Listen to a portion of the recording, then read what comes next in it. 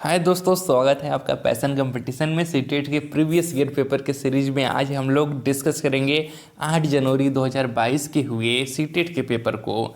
इसमें एक गद्यांश और एक पद्यांश को डिस्कस करेंगे, जिससे 15 क्वेश्चंस आपके हर साल सीटेट में पूछे जाते हैं। और बचे हुए हिंदी के पेडागोजी के 15 क्वेश्चंस को हम लोग नेक्स्ट वीडियो में देखेंगे। तो आइए स्टार्ट करते हैं।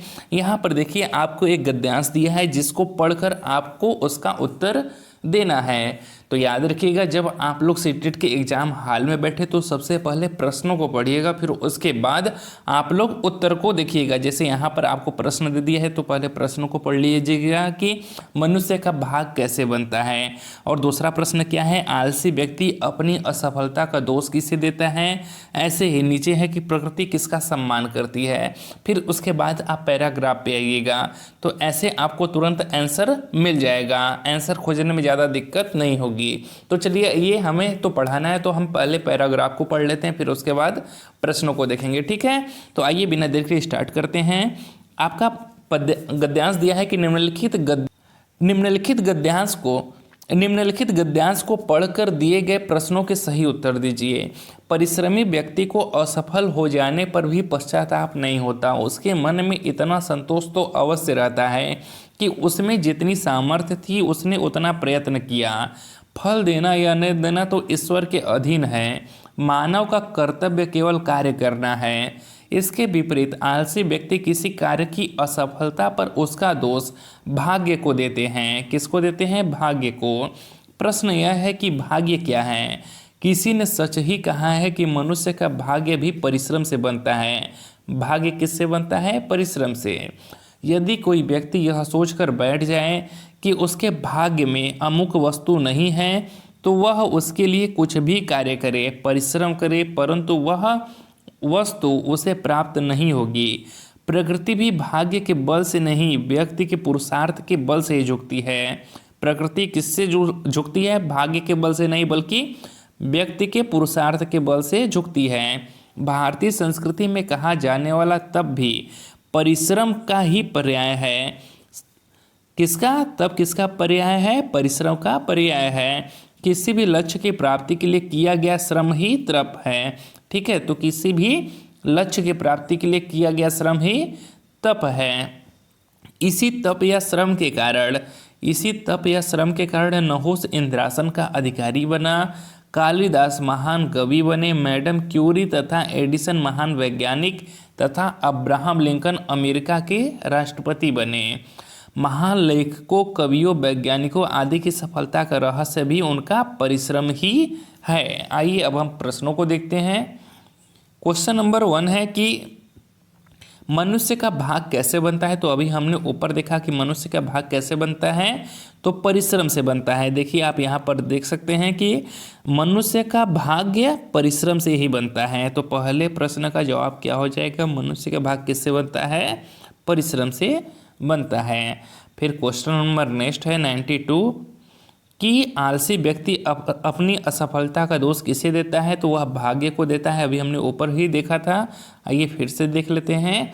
तो आलसी व्यक्ति अपनी असफलता का दोष किसे देता है? तो देखिए, यहाँ पर अपना दोष भाग्य को देते हैं। फिर नेक्स्ट क्वेश्चन है आपका 93, प्रकृति किसका सम्मान करती है। तो भाग्य के बल का, चापलूसी करने का, पुरुषार्थ के बल का, या तटस्थ बैठने का। तो आइए देख लेते हैं प्रकृति किसका सम्मान करती है। यहाँ पर आपका दिया गया है कि प्रकृति जो है वह किसका सम्मान करती है। तो प्रकृति भाग्य के बल से नहीं, बल्कि व्यक्ति के पुरुषार्थ के बल से झुकती है। यानी कि जिसके सामने झुकेगी उसी का सम्मान करेगी। तो पुरुषार्थ का सम्मान करती है कौन? प्रकृति। ठीक है, तो इसका सही जवाब होगा आपका पुरुषार्थ के बल का सम्मान करती है। समझ लीजिए, आपको हिंदी में 15 नंबर तो फ्री के ही मिल रहे हैं, क्योंकि आपको केवल पढ़कर ही उसमें से आंसर को खोजना है। बहुत ज़्यादा इसमें मेहनत नहीं करना है। ठीक है, तो हिंदी को ध्यान से पढ़ लीजिए। यहाँ से आपके 30 में से मान के चलिए 25 से 28 नंबर पक्के हो जाएंगे, अगर आपने थोड़ा सा भी एफर्ट दे दिया तो। किसी व्यक्ति को असफल हो जाने पर भी पश्चाताप नहीं होता। किसको? परिश्रमी व्यक्ति को, आलसी व्यक्ति को, पुरुषार्थी को या फिर भाग्यवान व्यक्ति को। तो जब हम लोग पैराग्राफ के फर्स्ट लाइन को पढ़ रहे थे तो यहाँ पर लिखा था ना कि परिश्रमी व्यक्ति को असफल हो जाने पर भी पश्चाताप नहीं होता है। तो इसका सही जवाब हो जाएगा आपके क्या, परिश्रमी व्यक्ति को। ठीक है, तो परिश्रमी व्यक्ति को असफल हो जाने पर भी पश्चाताप नहीं होता है। फिर नेक्स्ट क्वेश्चन है आपका कि किसी भी लक्ष्य की प्राप्ति के लिए किया गया श्रम क्या है। तो अभी हमने ऊपर पढ़ा था कि क्या है, वह है आपका तप। किसी भी लक्ष्य की प्राप्ति के लिए किया गया श्रम ही तप होता है। फिर अगला क्वेश्चन है आपका कि पुरुषार्थ शब्द का संधि विच्छेद है। तो इसका क्या संधि विच्छेद है, पुरुष धन अर्थ, पुरुषाधन अर्थ, पुरुधन अर्थ या फिर पुरुष धन अर्थ। तो इसका सही जवाब है आपका ऑप्शन नंबर 1 पुरुष धन अर्थ।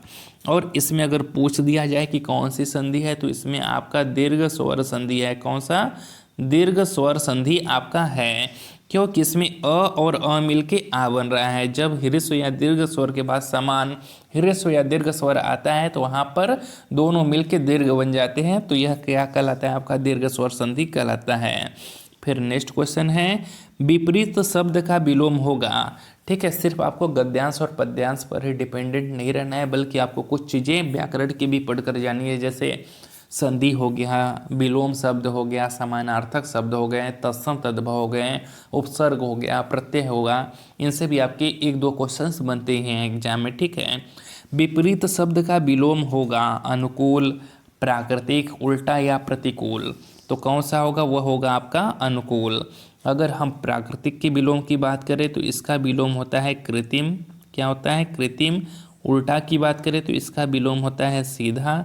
और प्रतिकूल की बात करें तो इसका विलोम होता है अनुकूल। क्या होता है, अनुकूल। ठीक है, आइए नेक्स्ट क्वेश्चन देखते हैं। नेक्स्ट क्वेश्चन है कि सामर्थ्य शब्द में मूल शब्द व प्रत्यय है।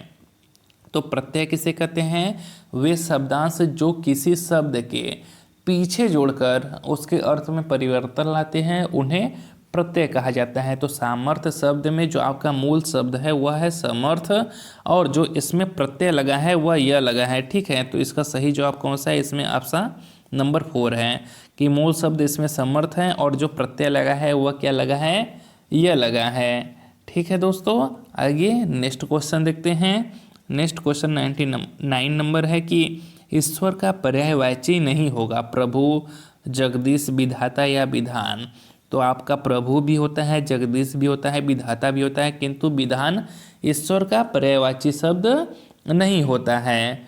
ठीक है, विधान का अगर हम अर्थ की बात करें तो विधान का अर्थ होता है रचना या निर्माण। क्या होता है, निर्माण इसका अर्थ होता है। ठीक है, आइए नेक्स्ट क्वेश्चन देखते हैं। क्वेश्चन नंबर 100 है कि अब फिर से, अब देखिए गद्यांश वाला पोर्शन आपका खत्म हो गया। अब आपका आ गया है कौन सा, पद्यांश वाला क्वेश्चन आ गया है। अब पद्य को पढ़ना है, फिर उसके आंसर को खोजना है। तो आइए पहले हम लोग पद्य को पढ़ लेते हैं कि काव्यांश क्या दिया गया है।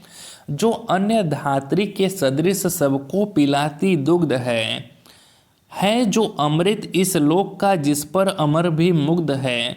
वे धीन वे प्रत्येक गृह में है दूही जाने लगी। यो शक्ति की नदियाँ वहाँ सर्वत्र लहराने लगी। घृत आदि के आधिक्य से बलवीर्य का सुविकास है। क्या आजकल का सा कहीं भी व्याधियों का वास है उस समय गोवंश पलता, इस समय मरता वही। क्या एक हो सकता कभी यह और वह भारतमही। आइए अब इसके क्वेश्चंस को पढ़ते हैं। पहला है कि अमर किस पर मुग्ध है, सूरा, दधि, दुग्ध या अमृत। तो इसका जो सही जवाब है इसको जानने के लिए आइए हम चलते हैं फिर से पैराग्राफ पे। तो आपका जो ये दिया है तो यहाँ पर देखिए कि अमर किस पर मुग्ध है, जो अन्य धात्री के सदृश सबको पिलाती दुग्ध है जो अमृत इस लोक का, जिस पर अमर भी मुग्ध है। तो इस लोक का अमृत क्या है, वह है आपका दुग्ध, और इसी पर क्या है, अमर भी मुग्ध है। ठीक है, तो किस पर मुग्ध है, वह है आपके दुग्ध पे। किस पे, दुग्ध पे। सही जवाब होगा आपका ऑप्शन नंबर 3 दुग्ध। आइए नेक्स्ट क्वेश्चन देखते हैं। नेक्स्ट क्वेश्चन है आपका कि इस लोक का अमृत है। तो इस लोक का अमृत क्या है, अभी हमने ऊपर ही देखा कि दूध ही इस लोक का अमृत है। क्योंकि यह लोगों का पालन पोषण किसी स्नेहमयी धाय के समान करती है। फिर आपका नेक्स्ट क्वेश्चन है क्वेश्चन नंबर 102 की धात्री शब्द का अर्थ है। तो धात्री शब्द का जो अर्थ है वह होता है धारण करने वाली। पद्यांश के अनुसार गाय अर्थात धेनु को धात्री यहाँ पर कहा गया है। ठीक है, किसको धात्री कहा गया है? गाय को कहा गया है, धेनु को। आइए नेक्स्ट क्वेश्चन देखते हैं। क्वेश्चन नंबर 103 है कि किसकी नदियाँ सर्वत्र लहराने लगी? घृत की, दुग्ध की, जल की या शक्ति की? तो इसका सही जवाब देखने के लिए हम लोग एक बार फिर से पद्यांश को पढ़ लेते हैं। तो यहाँ पर दिया गया है ना कि यो शक्ति की नदियाँ वहाँ सर्वत्र लहराने लगी। तो किसकी नदियाँ? शक्ति की नदियाँ वहाँ पर सर्वत्र लहराने लगी। ठीक है, तो किसकी नदियाँ लहराने लगी? आपकी शक्ति की नदियाँ सर्वत्र लहराने लगी।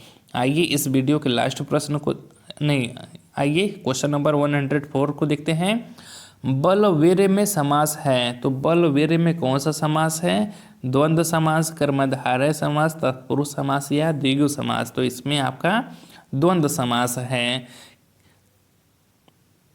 बल वीर्य में कौन सा समास है? द्वंद्व समास है। और इसका जो अर्थ होगा क्या होगा? बल और वीर्य होगा। इसमें दोनों पद प्रधान है और बीच में और शब्द का लोप है, इसलिए यहाँ पर कौन सा समास है? द्वंद्व समास है। आइए क्वेश्चन नंबर 105 देखते हैं और इस वीडियो का लास्ट प्रश्न है। अगर वीडियो अच्छा लगा हो तो वीडियो को लाइक और चैनल को सब्सक्राइब करिएगा दोस्तों, और ज़्यादा से ज़्यादा दोस्तों को शेयर करिएगा। मही शब्द का अर्थ है महीयसी, तक्र, भूमि या माता। तो मही शब्द का जो अर्थ है वह है आपका भूमि। ठीक है, और भूमि के अगर हम समानार्थी शब्दों की बात करें तो वो होता है पृथ्वी, जमीन, अचल। अगर वीडियो अच्छा लगा हो तो वीडियो को लाइक और चैनल को सब्सक्राइब करिएगा दोस्तों। बचे हुए 15 पेडागोजी के प्रश्नों को हम लोग नेक्स्ट वीडियो में डिस्कस करेंगे।